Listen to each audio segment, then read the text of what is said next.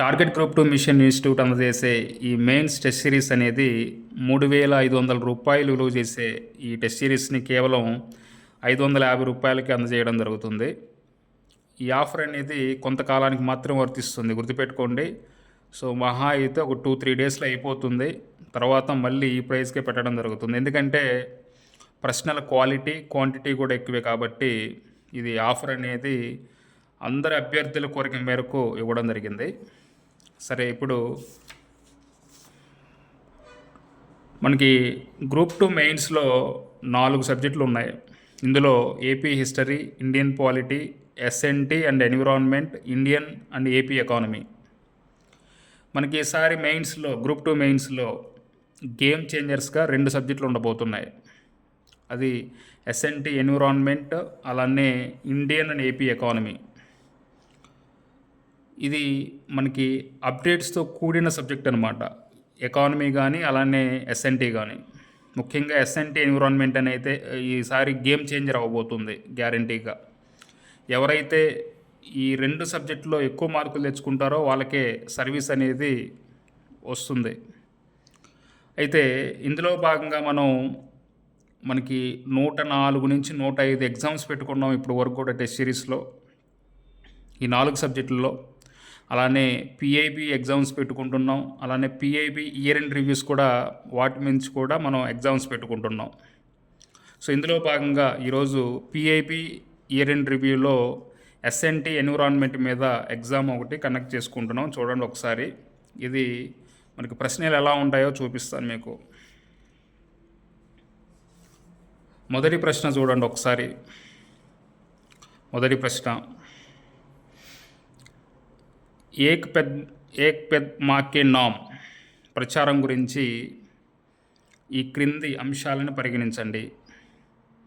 ఈ ప్రచారాన్ని ప్రధానమంత్రి నరేంద్ర మోడీ ఏప్రిల్ 22, 2024 ధరిత్రి దినోత్సవం రోజున న్యూఢిల్లీలో బుద్ధ జయంతి పార్కులో ప్రారంభించారు. ఈ స్టేట్మెంటు అక్షరాల తప్పు. ప్రధానమంత్రి నరేంద్ర మోడీ ఈ ప్రచారాన్ని ఒక వేప చెట్టును నాటడం ద్వారా ప్రారంభించారు. ఈ స్టేట్మెంట్ కూడా తప్పే. ఏక్ పెద్ మాకే నామ్, ఒకసారి దీని గురించి చూద్దాం. చూడండి, మనకి ఇయర్ ఎండ్ రివ్యూలో చాలా వివరంగా ఇవ్వడం జరిగింది. ఏక్ పెద్ మాకే నామ్ ప్రచారం ఇది జూన్ 5, 2024 ప్రపంచ పర్యావరణ దినోత్సవం సందర్భంగా ప్రధానమంత్రి ఏక్ పెద్ మాకే నామ్ అంటే ప్లాంట్ ఫర్ మదర్ అనే ప్రచారాన్ని ప్రారంభించడం జరిగింది. ఇదేంటంటే మన తల్లి పేరు మీద ప్రతి ఒక్కళ్ళు కూడా ఒక మొక్కను నాటాలన్న ఉద్దేశంతో ఈ ప్రచారాన్ని స్టార్ట్ చేయడం జరిగింది. ఇప్పటి వరకు కూడా 102 కోట్లకు పైగా చెట్లు నాటారు. మార్చి 2025 నాటికి 140 కోట్ల చెట్లు నాటాలని నిర్ధారించడం జరిగింది. ఎందుకంటే 140 కోట్లకు పైగానే జనాభా ఉంది కాబట్టి 140 కోట్ల చెట్లు నాటాలని ప్రభుత్వం లక్ష్యంగా పెట్టుకుందనమాట. సో కాబట్టి ఇది దీని గురించి. ఇంకా దీని గురించి వివరంగా చూద్దాం. ఇది జూన్ 5వ తారీఖు ప్రపంచ పర్యావరణ దినోత్సవం రోజున ఈ ప్రచారాన్ని ప్రారంభించడం జరిగింది. చూడండి, ప్రపంచ పర్యావరణ దినోత్సవం సందర్భంగా ప్రధానమంత్రి నరేంద్ర మోడీ ఏక్ పెద్ మాకే నామ్ ప్రచారాన్ని ప్రారంభించారు. ఎక్కడ ప్రారంభించారు?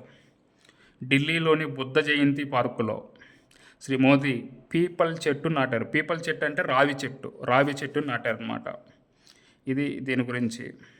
ఒకసారి ఇది చూడండి. ఒకసారి మనకి రావి చెట్టు అనమాట. ఇక్కడ న్యూఢిల్లీలోని బుద్ధ జయంతి పార్కులో ఆయన ఈ రావి చెట్టును నాటడం ద్వారా ఈ యొక్క కార్యక్రమాన్ని ప్రారంభించడం జరిగింది. ఇది దీని గురించి. ఓకే, సో మనకి 2 స్టేట్మెంట్ కూడా తప్పే కదా. సో కాబట్టి మనకి ఇలాంటి ప్రశ్నలు ఇవ్వడం జరుగుతుందన్నమాట. నెక్స్ట్ చూడండి, ఏక్ పెద్ మాకే నామ్ ప్రచారం గురించి ఈ క్రింది అంశాలను పరిశీలించండి. ప్రతి ఒక్కరూ తన తల్లి పేరు మీద కనీసం ఒక చెట్టుని నాటాలని ప్రచారం యొక్క ఉద్దేశం. కరెక్టే కదా. అలానే నెక్స్ట్, మార్చి 2025 నాటికి 100 కోట్లు అంటున్నాడు. తప్పు. ఎన్ని కోట్లు చెట్లు నాటాలి?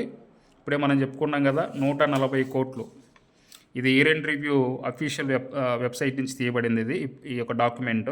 ఇందులో చూడండి, మార్చి 2025 నాటికి 140 కోట్ల చెట్లు నాటాలి ఇదనమాట. సో కాబట్టి మనకి ఒకటి మాత్రమే సరైంది ఇక్కడ, ఆప్షన్ ఏ.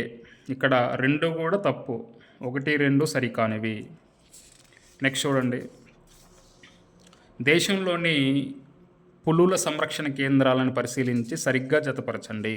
మనకి యాజ్ టీజ్గా 100% 100% అడిగే ప్రశ్న ఇది.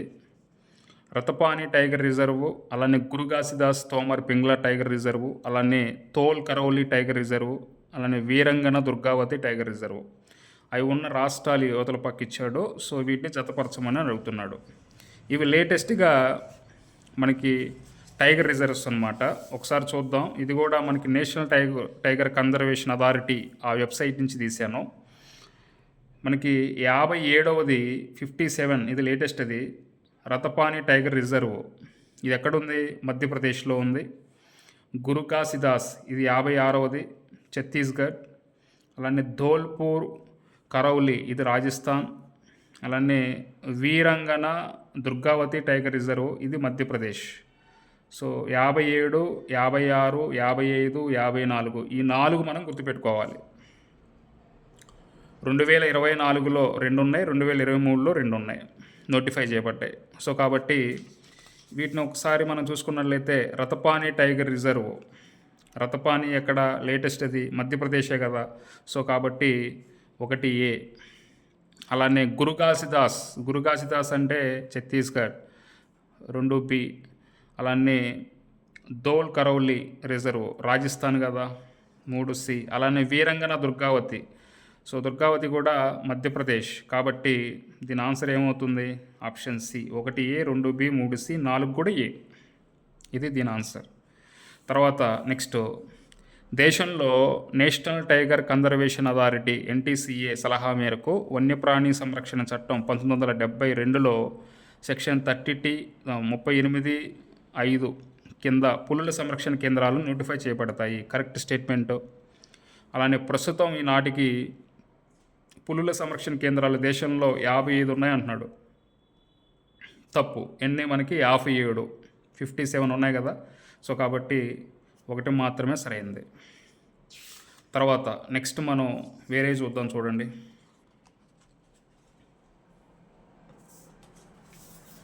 5వ ప్రశ్న, 5th క్వశ్చన్ చూడండి. International day of clean air for blue skies Swachh Vayu Divas, దీన్ని స్వచ్ఛ వాయు దివస్ అని కూడా అంటారు, 2024లో ఎక్కడ జరిపారు? ఇది most important. International day of clean air for blue skies, లేదా మన ఇండియాలో స్వచ్ఛ వాయు దివస్గా జరుపుకుంటున్నాం. ఇది 2024లో ఎక్కడ జరిపారు? ఎక్కడ? ఇందులో జైపూర్లో. మనకి స్వచ్ఛ వాయు దివస్ అనేది ప్రతి సంవత్సరం కూడా సెప్టెంబర్ 7న జరుపుతారు. ఒకసారి దీని గురించి చూద్దాం. చూడండి, ఈ సంవత్సరం ఇక్కడ జాగ్రత్తగా చూడండి. ఈ సంవత్సరం జైపూర్లో సెప్టెంబర్ 7, 2024న నీలి ఆకాశం కోసం, అంటే బ్లూ స్కై కోసం, స్వచ్ఛమైన గాలి కోసం అంతర్జాతీయ దినోత్సవాన్ని జరుపుకున్నారు. ఇందులో కేంద్ర పర్యావరణ, అటవీ, వాతావరణ మార్పుల మంత్రి శ్రీ భూపేంద్ర యాదవ్ వీళ్ళు పాల్గొన్నారని చెప్పేసి అన్నాడు. ఇక్కడ సెప్టెంబర్ 7, 2024 గుర్తుపెట్టుకోవాలి. ఎక్కడ అంటే జైపూర్ అనేది గుర్తుపెట్టుకోవాలి. ఏంటది? International day of clean air for blue skies, లేదా మన దానిలో స్వచ్ఛ వాయు దివస్. మనకి ఒకసారి థీమ్ కూడా అడుగుతాడు, థీమ్. అందుకని థీమ్ కూడా చూడండి ఒకసారి. International day of clean air for blue skies. మనకి 2020 కాడ నుంచి థీమ్స్ ఉన్నాయి. 2024 ముఖ్యం మనకి, invest in clean air now. ఒక్కోసారి 2023 కూడా అడుగుతాడు. సో 2023 అడిగితే టుగెదర్ ఫర్ క్లీన్ ఎయిర్. మనకి 2 కూడా ఇంపార్టెంటే. ఈ 2 కనుక చూసుకుంటే చాలా important. 2023, 2024 together clean air, together for clean air 2023. అలానే 2024లో theme invest in clean air now. ఇది గుర్తుపెట్టుకోండి. ఇక తర్వాత 6వ ప్రశ్న చూద్దాం. చూడండి, national clean air programme NCAP 2017-18లో ప్రారంభించబడింది అన్నాడు. ఇది అక్షరాల తప్పు. 2017-18 సంవత్సరాన్ని బేస్ లైన్గా తీసుకొని 2025-26 నాటికి దేశంలోని 131 నగరాలలో పర్టికులేటర్ మ్యాటర్ అంటే PM10 సాంద్రతని 40% వరకు తగ్గించడం నేషనల్ క్లీన్ ఎయిర్ ప్రోగ్రామ్ యొక్క లక్ష్యం. Correct statement. కాబట్టి 2 మాత్రమే సరైంది, ఆప్షన్ బి. దీని గురించి మనం చూసుకున్నట్లయితే ఇక్కడ చూడండి. నేషనల్ క్లీన్ ఎయిర్ ప్రోగ్రామ్ గురించి చూద్దాం ఒకసారి. సరే, ఈసారి వచ్చినప్పుడు మళ్ళీ కొంచెం చూద్దాం దీని గురించి, నేషనల్ క్లీన్ ఎయిర్ ప్రోగ్రామ్ గురించి. ఇది చూడండి ఒకసారి. భారతదేశంలో ప్రస్తుతం ఎన్ని పులుల సంరక్షణ కేంద్రాలు, టైగర్ రిజర్వులు నోటిఫై చేయబడ్డాయి? ఇప్పుడే కదా మనం చెప్పుకుంది. ఎన్ని? 57. 57 ఈజ్ ద రైట్ ఆన్సర్. అలానే next, Nagar one Yojana NVY 2023 సంవత్సరంలో ప్రారంభించబడింది అంటున్నాడు. ఇది తప్పు. మరి ఎప్పుడు? 2023 కాదు, 2020. ఈ నగర్ వన్ యోజన పథకం నగర పట్టణ ప్రాంతాలలో మరియు గ్రామీణ ప్రాంతాలలో అడవుల సృష్టి మరియు నిర్వహణ కోసం ఉద్దేశించబడింది అంటున్నాడు. ఇది కూడా తప్పు. ఎందుకని? నగర వన యోజన పేరులోనే ఉంది. ఇది గ్రామీణ ప్రాంతంలో కాదు, ఓన్లీ నగర పట్టణ ప్రాంతంలో మాత్రమే అడవుల సృష్టి మరియు నిర్వహణ కోసం. అలానే నగర వన్ ప్రాంతాలు కనీసం 10 హెక్టార్ల నుంచి 50 హెక్టార్ల వరకు ఉంటాయి. కరెక్ట్. అలానే ఈ పథకం ప్రయోజనం కోసమై అడవుల సృష్టి మరియు నిర్వహణ కోసం ఎవరైతే కృషి చేస్తారో వారికి 4 లక్షల ఆర్థిక సాయాన్ని కూడా ప్రభుత్వం అందిస్తుంది. ఇది కరెక్ట్. సో కాబట్టి 3, 4 మాత్రమే సరైనవి. ఓకే. సో దీని గురించి కూడా మనకి ఇక్కడ ఈరెంట్ రివ్యూలో మెన్షన్ చేయడం జరిగింది. ఇక్కడ చూడండి, దీని గురించి కూడా క్లియర్గా ఇక్కడ మెన్షన్ చేయడం జరిగింది. చూడండి, ఈ పథకం పట్టణ అడవుల సృష్టి మరియు నిర్వహణ కోసం హెక్టార్కి 4 లక్షల ఆర్థిక సాయాన్ని అందిస్తుంది. ఇదే కదా. అలానే నగరవన ప్రాంతాలు కనీసం 10 హెక్టార్ల నుంచి 50 హెక్టార్ల వరకు ఉంటాయి. ఇది. సో కాబట్టి ఈ 2 కూడా గుర్తుపెట్టుకోండి. ఇక తర్వాత నెక్స్ట్ 9వ ప్రశ్న చూడండి. ప్రాణ అంటే ఈ పోర్టల్ ఎందుకోసం ప్రారంభించబడింది? ప్రాణ అనే పోర్టల్ ఎందుకోసం ప్రారంభించబడింది? మనందరికీ తెలుసు, NCAPలో భాగంగా, నేషనల్ క్లీన్ ఎయిర్ ప్రోగ్రాంలో భాగంగా మనకి గాలి నాణ్యతని సేకరించి ఆ డేటాని నిజ సమయంలో అప్డేట్ చేయడానికి కదా. సో కాబట్టి option C is the right answer. అలానే 10వ ప్రశ్న చూడండి. 10వ ప్రశ్న, ఎక్స్టెండెడ్ ప్రొడ్యూసర్ రెస్పాన్సిబిలిటీ ఫ్రేమ్వర్క్ అంటే EPRF, ఎక్స్టెండెడ్ ప్రొడ్యూసర్ రెస్పాన్సిబిలిటీ, దీని యొక్క ఉద్దేశం ఏంటి అని అడుగుతున్నాడు. మనకి చూడండి ఒకసారి, వ్యర్థాలు ఏవైతే ఉంటాయో, ఘన వ్యర్థాలు ఏవైతే ఉన్నాయో, ఆ ఘన వ్యర్థాల యొక్క రీసైకిల్ చేయవలసిన బాధ్యతని ఈ యొక్క ఎక్స్టెండెడ్ ప్రొడ్యూసర్ రెస్పాన్సిబిలిటీ ఫ్రేమ్వర్క్ ఏమని చెప్తుందంటే, ఎవరైతే ఆ వస్తువును ఉత్పత్తి చేస్తాడో ఆ ఉత్పత్తిదారుడిదే రీసైకిల్ చేయవలసిన బాధ్యత కూడా. ఇప్పుడు రీసైకిల్ చేయడం వల్ల మళ్ళీ దాన్ని రీయూజ్ చేయడం వల్ల మనకి సర్క్యులర్ ఎకానమీ కూడా సాధించవచ్చు కదా.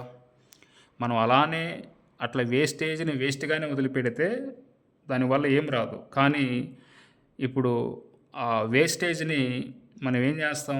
రీసైకిల్ చేస్తాం, అలానే రీయూజ్ చేస్తాం. దానివల్ల ఏంటంటే మనం ఎకానమీని సర్క్యులర్ ఎకానమీగా సాధించుకుంటాం. దానివల్ల ఏంటి? మనకి ఎనర్జీ కూడా వస్తుంది కదా. అలానే ఇంకా నూతన వస్తువులు కూడా తయారవుతాయి కదా. సో కాబట్టి 2 కూడా కరెక్ట్ అనమాట, ఆ ఉద్దేశం. సో మనకి ఇక్కడ ఇంతకుముందు నేషనల్ క్లీన్ ఎయిర్ ప్రోగ్రామ్ గురించి మనం చెప్పుకున్నాం కదా. ఆ ప్రశ్న చూద్దాం చూడండి. నేషనల్ క్లీన్ ఎయిర్ ప్రోగ్రామ్ ఇది మనకి 2017-18 సంవత్సరాన్ని బేస్ లైన్గా తీసుకొని అనేది కరెక్ట్. ఇది నేషనల్ క్లీన్ ఎయిర్ ప్రోగ్రామ్ అనేది మనకి 2019లో ప్రారంభించబడిందండి. 2019లో ప్రారంభించబడింది. ఇక్కడ ఉంది చూడండి, 2019లో ప్రారంభించారు. అలానే ఇక్కడ మనకు చూసుకున్నట్లయితే 2017-18 నుంచి 2025-26 నాటికి 2025-26 నాటికి 40% వరకు గాలి నాణ్యతలో గణనీయమైన మెరుగుదల సాధించాలి. సో కాబట్టి ఇదే కదా ఇది. ఓకే, ఇవి మనకి year end review, PIB year end review అనేది చాలా కీలకమైన పాత్ర వహిస్తాయి ఎగ్జామ్లో. ప్రతిదీ కూడా మనకి ఇలా చదువుకుంటే బిట్ అనేది మిస్ అవ్వదు. Thank you.